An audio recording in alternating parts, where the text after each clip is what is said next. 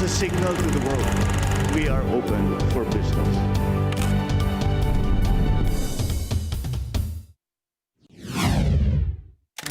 In a world where titles come and go, what makes recognition still worth striving for? This week, we take you inside a multi-award celebration. The 8th Empowered Men and Women, the 10th Model Mom Achievers, and the 2nd Trending Brand Award 2025. It's more than just glitz and applause. It's about the staying power of credibility, the boost to your brand, and the business of keeping your name relevant.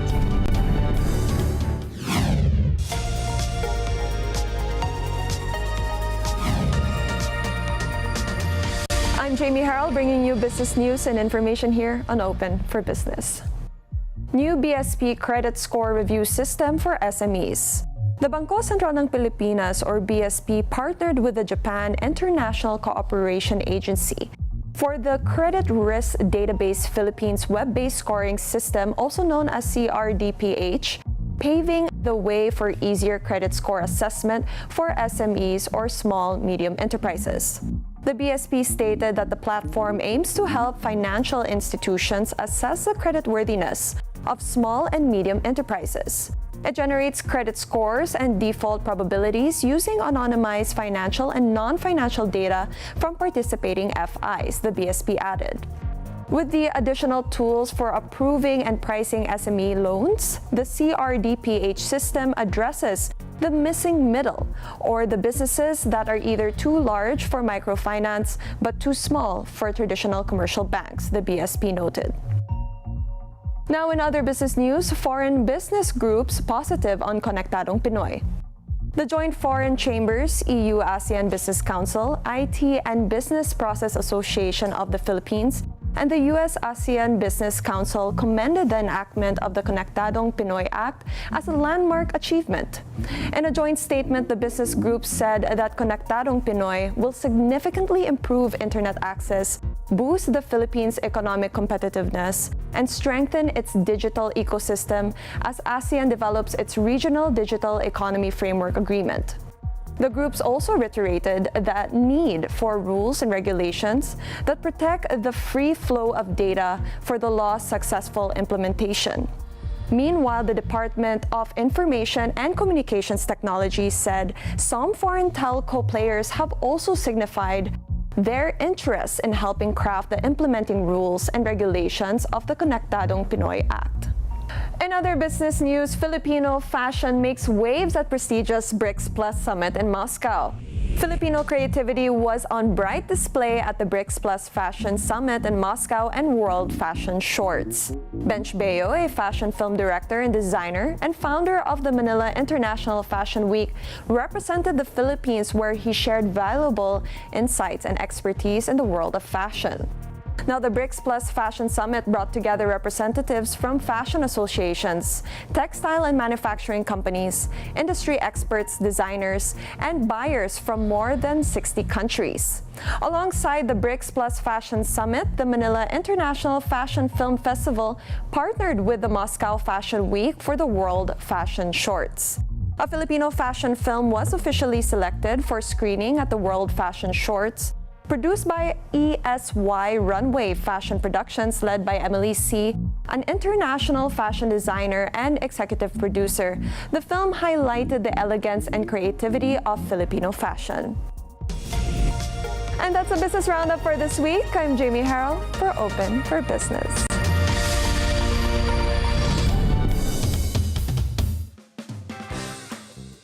Mga kabarangay, ako po si Mary Tiglao, your Miss Grand Philippines. At abangan niyo po ako sa Love, Tony Bed and Everything sa Lunes, 7 a.m. dito lang sa Net 25.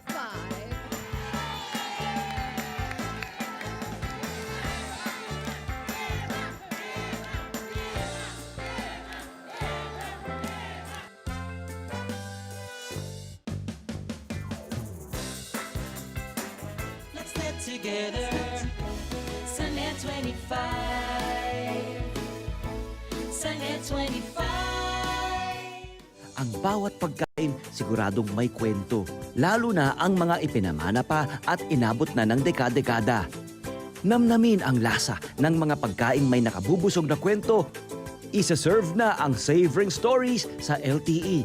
Love, Tony Pet and Everything. Monday to Friday, 7 a.m. sa Net25.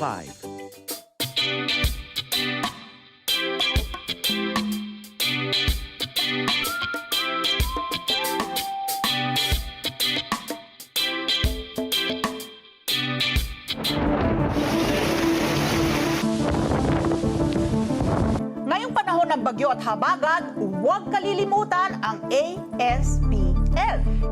A. Alamin ang sitwasyon sa paligid mo. S. Siguraduhin ang kaligtasan ng pamilya. P. Paghandaan ang posibleng sakuna. At higit sa lahat, ugaliing N. Nakatutok sa tamang impormasyon. ASPN, ano sa palagay nyo? Lunes hanggang Biyernes, alas 8 hanggang alas 10 ng umaga. Dito lang sa Net25! Sa Net25. Sa dami ng usap-usapan, alin ba ang dapat paniwalaan? Magandang umaga, Pilipinas! Luzon, Visayas at Mindanao. Siyempre po, worldwide. Balitang may basehan, komentaryong may laman. Kasama sina 𝗗𝗶𝗴𝗏 at Nelson Lubao. Tuloy ng maglilingkod bayan. Balita, komentaryo, totoo. 100%. Lunes hanggang Biyernes, alas 5 ng umaga, dito lang sa Net25. Let's get together. Sa Net25. Sa Net25.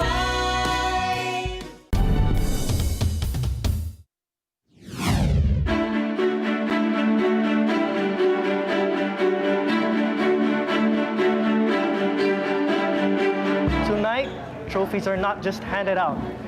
We're exploring why recognition still matters in a fast-changing world. From the 8th Empowered Men and Women, the 10th Model Mom Achievers, the 𝗗𝗲𝗏 Humanitarian Award, to the 2nd Trending Brand Award, each honoree tells a story of influence, perseverance, and the ability to stay relevant. And yes, I'm humbled to be standing here not only as your host, but also an awardee alongside our very own show, which is also being recognized tonight. But beyond personal pride, the bigger story is this: recognition. When backed by action, can strengthen trust, open doors, and build a legacy. Let's find out how our honorees turn accolades into impact.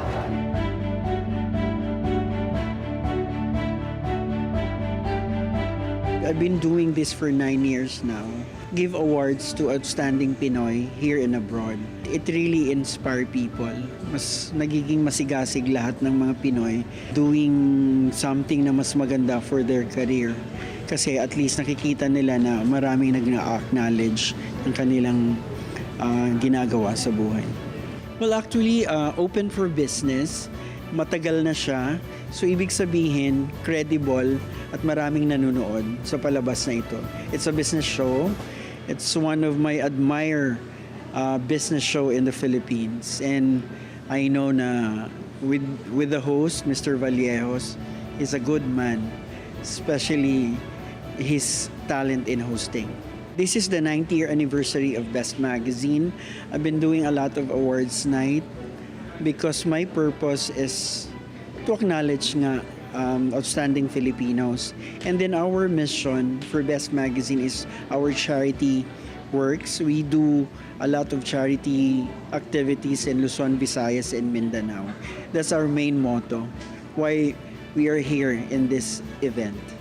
Very important sa amin kasi we don't acknowledge yung sino lang yung sikat, sino lang yung mayaman, ang amin is as long as you show a very, very nice performance or showing your craft to the public and to your subordinates, it's one way on how to acknowledge your skills. That's why we want to award you. So kahit sino, as long as you're a good example to the community, so we will acknowledge and we will give honor. Yeah, I'm feeling excited about this event and honored to be here to be awarded with the other awardees po, no? Maganda pong parangal na binigay ito. It empowers us also, as I'm also an awardee of Philippine Empowered Men and Women. Being one of the awardees po for tonight's event, how does this impact your brand po? Palagi naman natin ginagawa ito, no? At tinutulungan natin without expectation something in return. Now, the good thing about this is it empowers us to do more, be more, and make our brand known to the public. Ganun po ang Dr. Care. Palagi po natin, nasa isip natin ang serbisyo sa tao. Kaya gaya nga ng ginawa natin, naglagay po tayo ng Dr. Care Animal Bite Center, which is the largest privately owned animal bite center in the country with more than 100 branches and the most trusted animal bite center in the country po. Seservisyohan po ito ng mga biktima na kakagat ng aso o pusa sa buong bansa po ng Pilipinas. Well, the award is there to remind us and to inspire us of the good things that we have did and a testament and declaration of the purpose we are pursuing. And that's a noble purpose. Sa mga entrepreneurs, I would always say there are good things that are happening when someone is innovative, when someone is disruptive. Kaya po, ganun po ang principle natin pag operations ng Dr. Care. Be innovative, be disruptive, good things will happen to you. You will be empowered when you do those things. Kasi ito namang award na nare-receive ko, hindi lang naman din dito, pero dito I'm so happy. Lagi ko ngang sinasabi, hindi ko alam kung paano ko ipapakita yung appreciation ko sa recognition na binibigay sa akin. So as always, kahit naman wala pa nun award ang naiisip ko lang lagi is learn to give, learn to share. Kasi para sa akin nakakahawa yan. Yan ang mga bagay na magandang meron ka, yung virtue nga. So I really hope na ma-motivate ko yung iba, ma-influence, na sana maging mabait sila. Kung ano man ang pwede mong i-share, ibigay, huwag kang magdalawang isip. And what is your message po for people who are striving to have achievements such as you po? Lagi naman sa lahat ng bagay may challenge. At you will have your own time. Naniniwala ako na minsan nga kahit may gagawin kang mga kabutihan, hindi man to kagad makita ng iba. Makikita mo may ibang blessing na ibibigay sa iyo at sa sarili mo na lang. Yung happiness, yung peace, yung nakikita mo na you really be glad dahil may ginagawa kang mabuti. Darating ang panahon, sabi ko nga, makikita rin yan. Magkakaroon ka rin ng sarili mong recognition.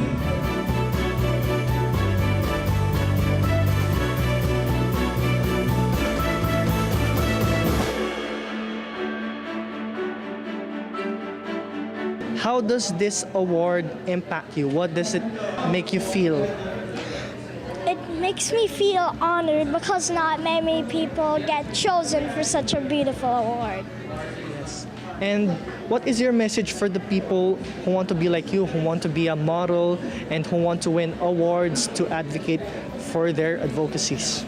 You can do it. You can be anything you like. You don't need to wait. You don't need to practice for years and years. You can do it. Even if you're little or small, you can do it. You can fulfill your dreams. And what are your plans in the future? My plans in the future is to become famous so that I can help my family. I'm really grateful and happy that I get to have this opportunity since I'm in a young age and I also have studies. And I would like to thank my parents for supporting me in this. Do you have any message for people who are striving for what you have achieved and yung people who want to be models? I would like to promote people to be confident and I want people to be themselves. Be happy, be confident, and have fun. Ever since I got a lot of award, I always dreamed of having a youth titled award since I started beginning this journey. I have dreamed of it. I pretty much want to pursue winning awards for the youth, and I want to let them learn how to stand up for their own platform. Being an athlete, how do you balance these things? Kasi di ba meron tayong training, meron tayong other things na which is yung modeling. How do you manage that? First of all, my mom had taught us time discipline. So we have time to get ready, to be prepared. We also have time to rest. And we also have time for trainings and for workshops. Would you care of telling us what award you won and how did it make you feel? Okay, so I won the Empowered Youth Award po for fashion model runway, and I feel honored po kasi hindi po lahat ng tao nabibigyan ng opportunity like this and to spread the advocacies po like this. Hindi po lahat ng youth nabibigyan. Kaya thankful po din. I'm curious lang, what is your advocacy that you are campaigning for the youth? So, my advocacy has always been anti-bullying po since nabully po ako before when I was in elementary kasi nga I was tall and super laki daw. So, tangkad sagad, like that. So, yun po yung always kong kinakampaign in student councils, ganun po. Yun po yung advocacy ko main. Pero now that I'm a model, our agency focuses on planting more trees since we see naman on the recent baha and typhoon na wala masyadong trees kaya super yung baha. And yun po yung gustong ipasulong ng aming agency. How are you planning to turn this award into something that would benefit you and your brand and your advocacies? Well, winning this award po, nag-open siya for more opportunities. So, magagamit ko siya in social media and spreading more awareness po sa mga tao. And not only on social media, by gawa din po. You can influence other people to do like planting trees or anti-bullying. Tonight po, I won an Empowered Youth Award, and I feel very honored kasi not everyone can have this opportunity, and I'm very proud of myself that I achieved this. I could use this to benefit po in my self-esteem and on how I feel about myself.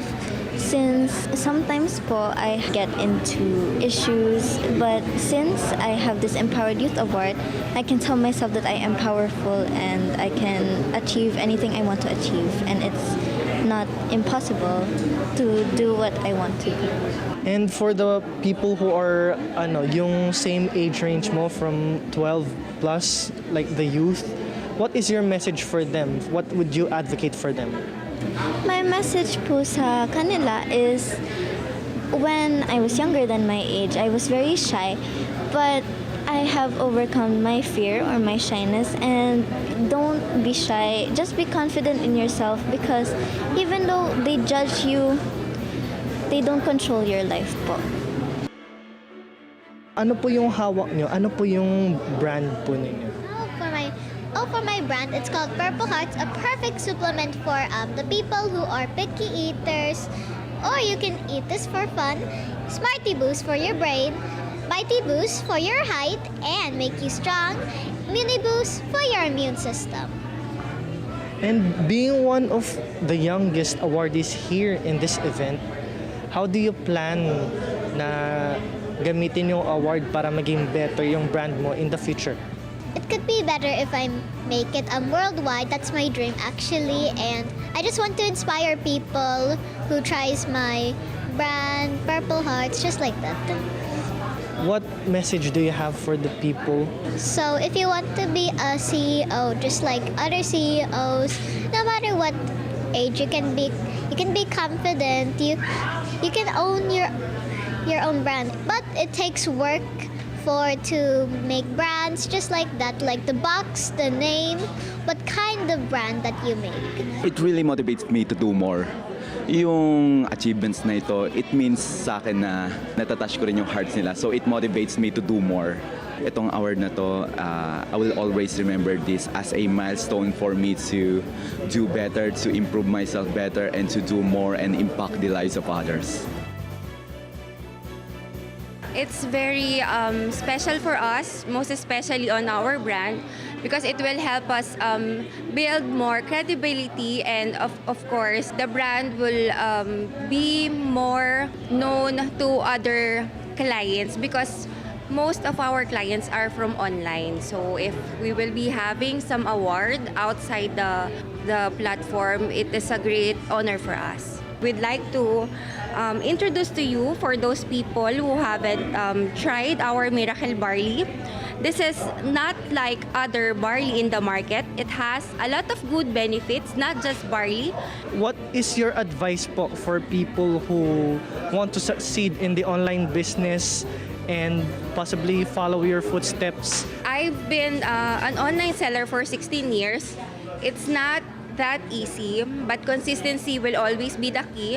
It's not always about money. Every step of the way, just enjoy it. The hardships, it will help you to succeed. I'm not yet there. I have a lot of things and goals that I still want to achieve, but being honest every single day, mostly on my clients, really helped me build credibility on my clients, and at the same time, the loyalty.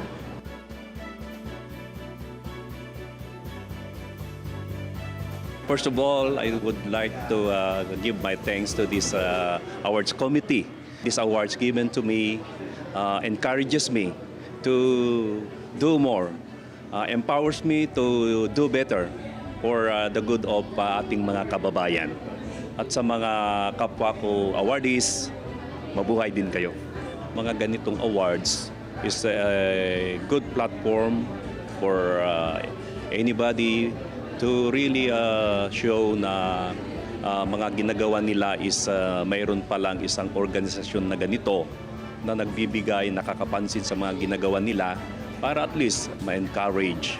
And then para kagaya sinabi ko kanina, para gagawa pa ng mas maraming kabutihan para sa ating mga minamahal na kababayan. And what is your message po for everyone who is striving for success in anything that they pursue po? Yeah, alam nyo sa buhay natin, there are lots of challenges, but then I still believe sa lahat ng mga challenges na yan, kaya natin mapaglabanan. At sige lang, sa kadami ng challenges na yan, magserbisyo lang tayo, bigay natin ang pinaka-best natin sa ating mga kababayan. I know sa mga hirap na pinagdadaanan ninyo, pinagdadaanan natin sa pagseserbisyo, sa pagbibigay ng lingkod bayan, nandyan din, naghihintay ang ating kantipala.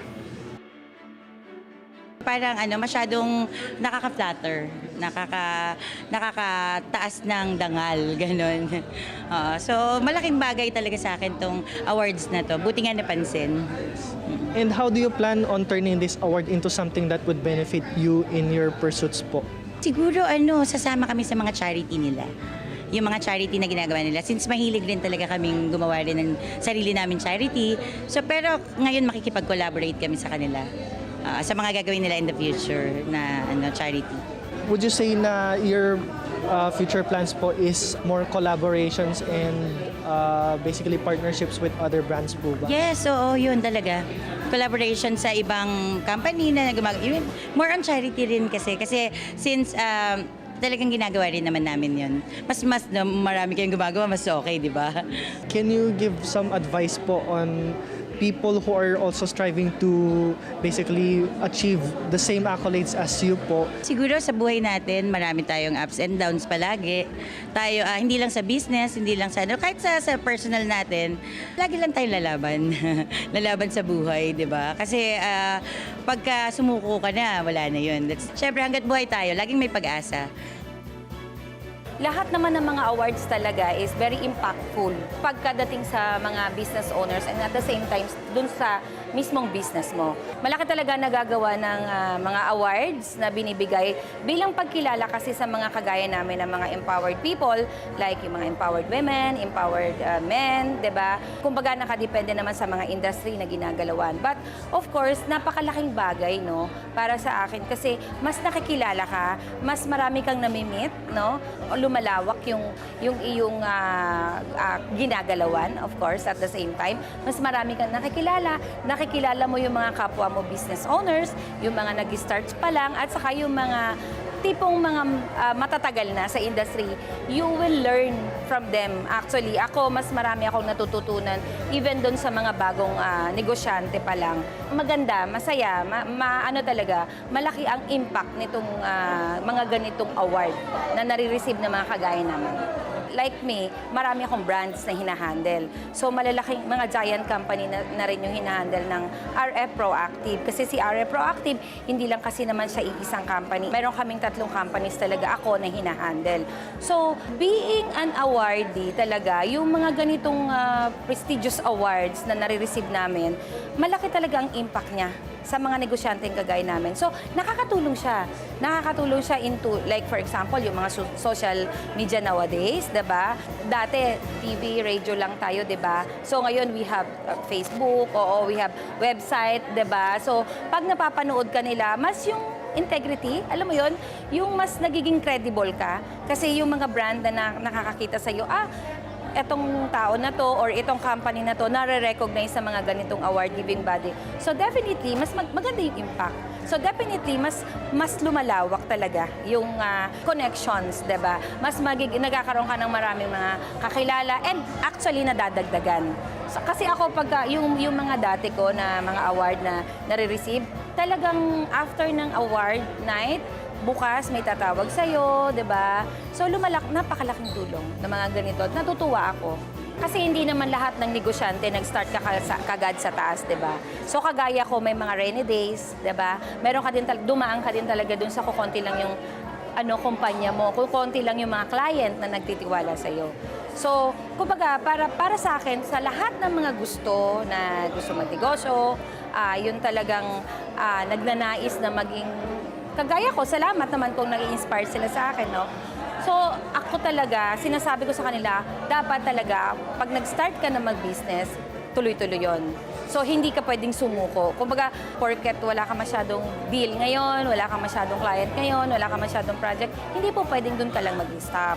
Kumbaga, huwag kang panghihinaan kagad ng loob. Kailangan talaga medyo malakas yung loob mo, di ba? And at the same time, consistency. Consistent ka lang talaga kung ano yung pinakita mo doon sa mga brand na hinahandle mo from the beginning, yun din ang gagawin mo doon sa mga susunod pa. Tuloy-tuloy lang at mas lalo kang learnings. Mag-aral ka, kumbaga mag-research ka, di ba?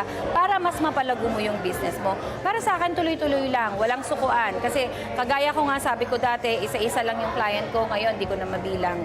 Di ba? So parang tuloy-tuloy lang, huwag kayong susuko kasi sa amin, sa RF kasi, ang sinasabi ko lagi sa mga empleyado namin na talagang kailangan natin may puso ka. Mahal mo yung ginagawa mo at may malasakit ka syempre dun sa business mo. Hindi po pwedeng nakigaya ka lang, di ba? Kumbaga, yung iba parang sasabihin natin, eto ang trend ngayon, may mga coffee shop na trend ngayon, eto na lang yung gagawin namin. Pero hindi naman yung gusto mo. Sa mga nangangarap po magnegosyo, tuloy-tuloy lang po tayo. Kasi sa totoo lang, hindi po madali yung ating tatahakin ng pagnenegosyo. Pero napakasarap pong tawagin ikaw ay isang CEO. Diba? Kasi sa amin, sa RF Proactive Marketing Global Inc., lagi kong sinasabi, wala pong imposible kasi RF works, RF can. It started actually in my hometown in Dumaguete. I was a dance teacher in Dumaguete, and I used that talent. I used my dancing talent to be my edge over the rest of what I am doing. Actually, I use my dancing skills, and that's why I created this dance innovation, dance sports fitness. I am sharing it to all the aspiring young talents in the Philippines as well as on the different parts of the world. To the Best Magazine and to the organizer of Philippines Empowered Women 2025. Thank you very much for having me. It's a great honor and opportunity for me. Thank you, guys. I believe that through this activity that you are doing, you are helping us to do more and to encourage us more to make things better. Yusek, off-cam we were talking about awards like this. I know that we've been receiving a lot and there's numerous awards. Why are awards still relevant, Yusek? You know what? I think this is my 5th Empowered Men and Women of the Philippines Award coming from Mr. Richard Hinola. It's still the same excitement that I have now that I'm receiving my 5th, just like when I received my 1st, because awards are a good thing, you know, because they are constant encouragements. They are constant affirmations that somehow you're doing something right. It also proves that somehow your efforts are seen and appreciated, and that actually gives you that energy to keep on going and keep on doing good. The title is empowered. So in your view, Yusek, how is a person, a man or a woman, empowered? What's your definition of empowerment? Empowerment is something that should start from within, something that actually strengthens you to have a goal for your dream, whatever it may be, however difficult it may seem. Being empowered also enables you not just to make something good for yourself, but also to do good for the community, for the society, and generally for our nation. Wow. Speaking about the nation, I know, Yusek, that you don't want to talk about politics, especially right now. But in terms of men and women being empowered, how can they, in their efforts, people like you and like other people who are awarded now, give back to nation building? What can you cite some specific initiatives that they can also do or participate? Like, for example, as I mentioned off-cam, with Open for Business, we're here because there's a lot of entrepreneurs, small businesses. So in your case, you know, how will people give back to the nation? Our stories of success should enable them to pursue their dreams, as I said, no matter how difficult it may seem. And that includes financial freedom. You can only do that if you have the courage, if you've got the courage to get into business, no matter how small. And the government always is there to partner with you, especially if you are a budding MSME. The government has existing facilities that enables you to draw money from the government and take loans from the government and then support you in whatever business endeavor you may have. And you know what? Under the DTI's MSME program, you can get funding and be asked to pay after a year of drawing the funds. So that gives you enough time to somehow get started, recover, and then start paying back the government what you owe them. So that's a wonderful tool for you to actually exploit and use if, just in case you decide to get into business. We know that us, the Joey Gilas of the Philippines, you know, you've been exposed to many industries. You've been with media, still with media. You've been with government, with the private sector. I think you're also being recognized as a fashion icon. In your experience, with your expertise, can you specifically cite some industries where there is more potential to give more empowerment to? For example, in different parts of the country, di ba, that the government selects specific industries where they can focus on. Like, I heard one is, of course, the creative industries. I'm sure you have specific industries where you think there is great potential where Filipinos can participate. Well, of course, as far as the big ticket items are concerned, you're thinking about renewable energy, you're thinking about food, agriculture, still there's pharmaceuticals, a lot of these priority industries of the government. But it's a good thing that you did mention something about the creative industry, because the government is dead serious in making a dent as far as the creative industry is concerned. Very recently, we have seen the First Lady putting together the leaders of the entertainment industry. And that is actually something that we hope will lead to something very exciting for the entertainment industry. What's next for 𝗷𝗍𝗍𝗲? Well, I've always believed in blooming wherever you're planted. As of now, I am doing public service, so I'm trying to bloom not just for myself, but for the Filipino people in general. In the next 3 or so years, there will be a change in administration and government leadership. I really wonder where that will take me. But wherever that may be, I again intend to bloom where I will be planted. Always excellence, pursue excellence. Who knows, we might end up even working together in 𝗏25.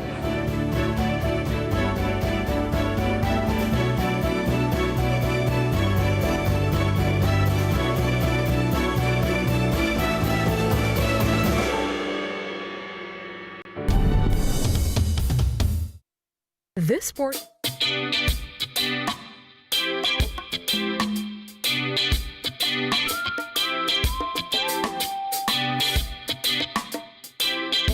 Story with Kada Umaga. Your favorite morning show, ito po ang Kada Umaga. Surprise performances, latest trends, expert hacks, and exciting games. Be ready to be part of the Kada Squad and enjoy your morning with Diana, Emma, and Pia. Kada Umaga, Monday to Friday, 10 a.m. to 12 noon, only on 𝗏25. Let's net together sa 𝗏25. Sa 𝗏25. Alam ko, nakipagtrabaho ka sa akin para talunin si Anton. Dahil di ikaw ang mahal niya. Handa na si Anton para sa future ng kumpanya. Alam mo ba ang mangyayari sa Dongyang dahil dito? Ang apo ko, handa na sa mas malaking labanan. Maa-approve ba ang mga plano niya? Hindi yun maituturing na negosyo. Ang ginagawa mo, charity gamit ang pera ng shareholders. As beautiful as you. Ang huling linggo. Gabi-gabi, 9 p.m. Dito lang sa 𝗏25. Let's net together sa 𝗏25. Sa 𝗏25.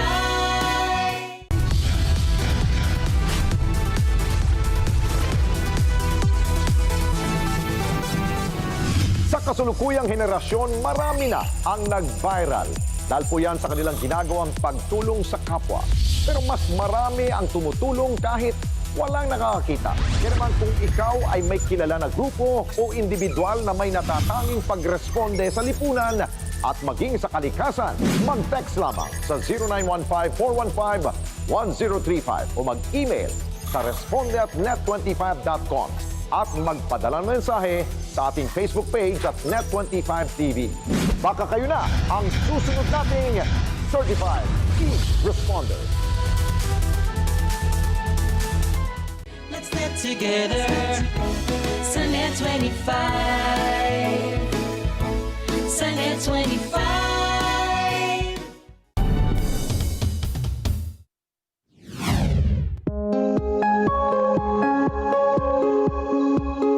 From policy halls to boardrooms and now to the fingertips of every Filipino entrepreneur, this year's Philippine Business Conference and Expo puts the spotlight on the power of digital transformation. As the PCCI celebrates its 51st year, leaders from government and industry converge to explore how technology can be the great equalizer for businesses across the country.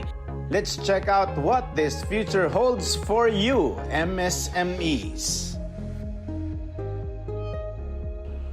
Global technology hubs continue to advance at unprecedented speed. And yet, many of our small and medium enterprises are still struggling with fundamental digital adaptation challenges. Our public institutions, too, have to keep pace with technology innovation. Our mission is to bridge that divide through collective commitment. This is why PCCI, as the country's biggest business organization, has completely reimagined this year's conference. Contrary to our perception, Filipino are hungry for digital transformation. They are eager of digital operations. As part of our nationwide Buy Forward Hackathon, we invited SME to submit their real business challenges. There is a outdated government and internal business system, manual and paper-based. So many processes is still lying on this, causing slow approval, inconsistent coordination, and costly errors. What's important is affordability. Okay, and the connectivity nowadays, it cuts across our lifestyle, no? And we hope that the government, in a way, can help. Madalas yung mga cell sites or fiber optics, we require access, right of access sa lupa. Okay? And I hope government can help the private sector in that aspect, wherein the right of way can be made available and within a certain cost that's affordable. Because overall, you will lower down the services that you would provide for the subscriber. The digital age is no longer a distant horizon. It is the ground we stand on. The digital age is something that we must really do as in now. We must really get into this aggressively and urgently, as this is really what our country needs, especially that we are 7,600 islands and the global world is already digital, so we must need to adapt.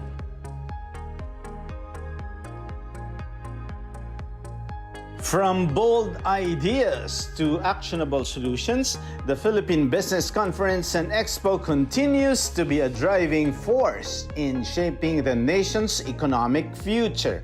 And as the theme declares, the future is indeed now, ready to be unlocked by those willing to embrace change.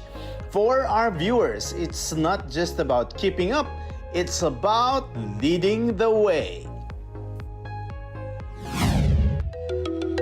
Target ng Pilipinas na maging key player sa global fintech ecosystem. Mismong si Pangulong Ferdinand Marcos Jr. ang nanguna sa pagbubukas ng Manila Tech Summit 2025 sa Bonifacio Global City sa lungsod ng Taguig. Ang summit ngayong taon ay may temang Forging a New Global Order, Risks and Opportunities Redefined na inorganisan ng Fintech Alliance.ph ay sumasalamin sa mga kagyat na pandaigdigang realidad tulad ng geopolitical shifts, technological disruption, climate crisis at pagtaas ng green economy. Nasa 1,300 ang mga delegado sa summit mula sa mahigit 300 organisasyon. Nangako si Pangulong Marcos na palakasin ang digital infrastructure ng bansa upang lumikha ng mas digitally empowered, inclusive at future-ready na Pilipinas. Binigyang diin ni Pangulong Marcos ang mahalagang papel ng digital technology sa pagpapabuti ng pamamahala at pagpapalawak ng mga pagkakataon para sa mga Pilipino. Nakatakdang tuklasin ng mga kalahok kung paano umunlad ang fintech sa gitna ng mga hamong ito habang isinusulong ang financial inclusion, multilateral cooperation at sustainable growth. We envision a Philippines where every Filipino can reach their full potential and where new technologies open wider possibilities for all. Hinikayat naman ni Pangulong Marcos ang mga Pilipino na mag-ingat sa mga digital scam at banta ng artificial intelligence o AI sa gitna ng mabilis na lumalawak na paggamit ng digital technology. Sinabi pa ng Pangulo na dapat din nakilalanin ng publiko na ang pag-unlad ay may kasamang mga hamon. Fraudulent schemes and scams are becoming increasingly sophisticated every day. With the aid of artificial intelligence, with digital currencies, and syndicates that know no frontier. And this is why we must also strengthen our defenses. manage risk, block malicious attempts. Sa bahagi naman ng pamahalaan, tiniyak ng Pangulo na maitatayo ang mga infrastruktura at mapapalakas ang mga polisiya upang makasabay ang bansa sa bilis ng pagbabago ng mundo. Iniulat ng Pangulo na noong 2024 ay kalahati ng mga payment transactions ng bansa ay digital na. Anyang financial technologies ay ginawang mas ligtas at mas maginhawa ang mga pagbabayad ng bill at remittance. Idinagdag ng Pangulo na ang digital economy ay umabot sa halagang 2.25 trillion pesos sa parehong taon, katumbas ng 8.5% ng gross domestic product ng bansa at nakalikha ng mahigit 11 milyong trabaho. We aim to provide a government where technology is optimized to improve service delivery, efficiency, and transparency. Sa kabila naman ng tagumpay na ito, nakikita pa rin ng Pangulo ang malaking puwang para sa karagdagang pagunlad at pagbabago.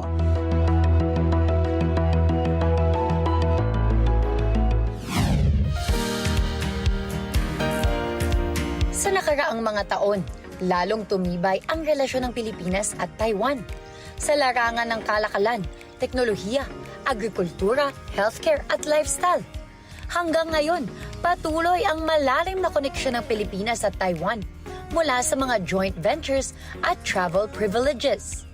Ngayong taong 2025, sa pagbabalik nito sa bansa, patutunayang muli ng Taiwan ang regional collaboration nito sa Pilipinas sa pamamagitan ng Taiwan Expo 2025 na mangyayari mula September 17 hanggang 19 sa SMX Convention Center.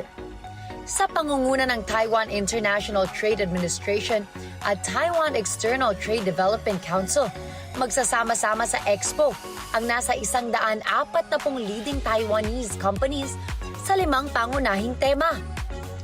Ayon kay Mr. Woody Wang, ang Deputy Executive Director ng Taiwan Expo, magpapakita sila ng mga innovation at sustainable solution at dito ay maaasahan ang mas malalim na partnership ng dalawang bansa. So Taiwan, Philippines, I think we can the same problem and issue to improve this kind of the two things.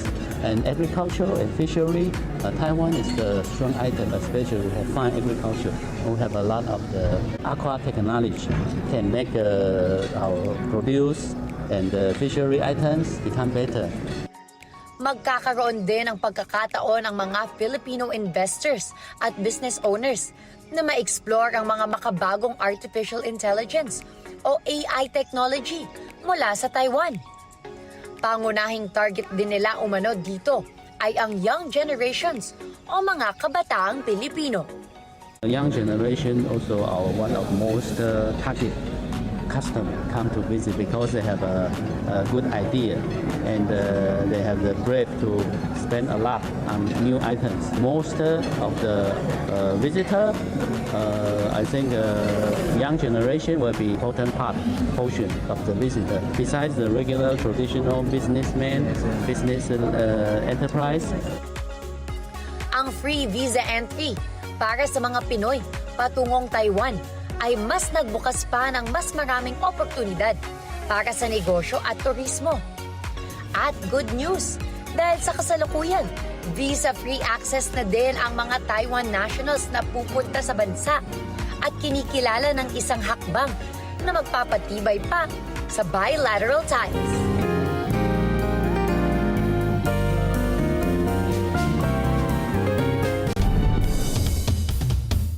Bare months na. Panahon na para i-level up ang career mo. Walang trabaho? Sawang-sawa ka na sa endless job hunt na walang sagot? Don't worry. 𝗗𝗶𝗴𝗶 Job Fair is here again to turn your career slump into a jump. Ngayong bare months. Don't miss this chance. Sama-sama tayong mag-apply sa Activity Center Ayala Malls, Manila Bay, Parañaque City sa September 1 and 2, 2025. From 10 a.m. to 6 p.m. Maraming trabaho, libre ang pasok. Dalhin lang ang resume at ballpen. Multiple employers, unlimited opportunities. Open for all applicants. Tara na at mag-apply and get hired on the spot. This September, make your move. From job hunting to job winning. Baka ikaw na ang next success story dito. Mga kabarangay, ako po si 𝗚𝗏𝗏, your Miss Grand Philippines. At abangan niyo po ako sa Love, 𝗏𝗏𝗏𝗏 and Everything sa Lunes, 7 a.m. dito lang sa Net25.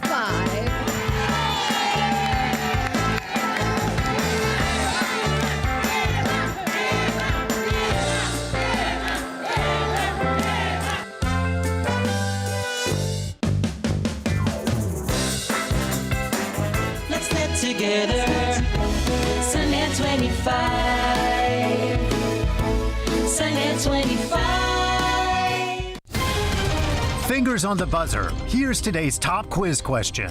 What exactly are fungi? A tasty food full of goodness. B, dangerous pathogens that can damage the skin, lungs, and intestines. Or C, drugs with hallucinogenic effects, which may help against depression. The answer is A, B, and C. How can that be? Time to take a much closer look. Haha, get it? Welcome to In Good Shape.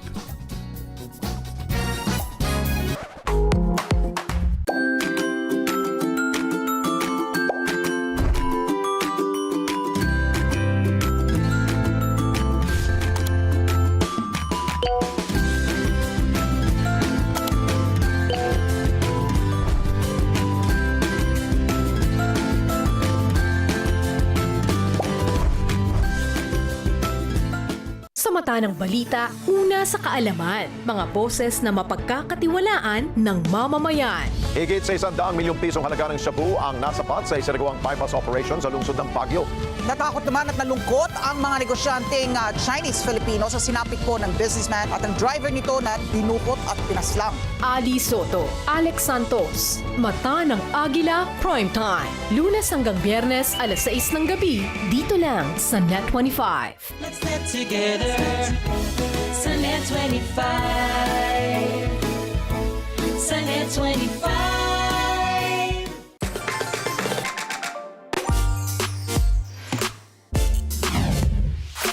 And our buzzword of the week is critical time plan or critical tab. It is an event management plan used to ensure an event runs smoothly, detailing which tasks need to be fulfilled and who is responsible for them and what time frame they need to be completed by.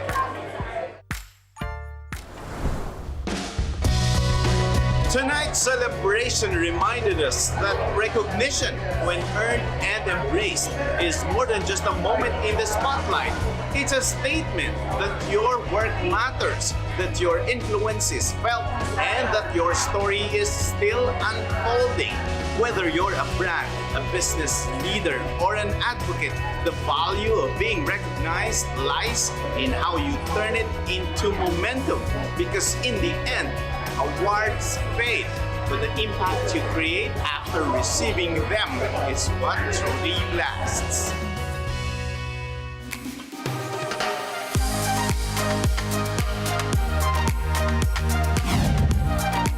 And our quote for the week is, "It doesn't matter how many times you win an award, it is always very special." Maraming salamat sa isang oras na pagsama sa amin upang tunghayan ang isang makabuluhang usapan ukol sa negosyo dito lang sa Open for Business hanggang sa susunod na linggo. Samahan nyo kaming muli dito sa Open for Business. Catch us on Facebook and YouTube. Like and subscribe on our social media page at Net25 TV. We will bring you more insights from industry experts, thought leaders, CEOs, and featured SMEs. Together, let us help encourage business development in the Philippines. Sharpen your business acumen, feel the pulse, and set the trend for as long as you're informed and open for business. Ito po si 𝗏𝗏𝗏𝗏𝗏. Marami pong salamat. This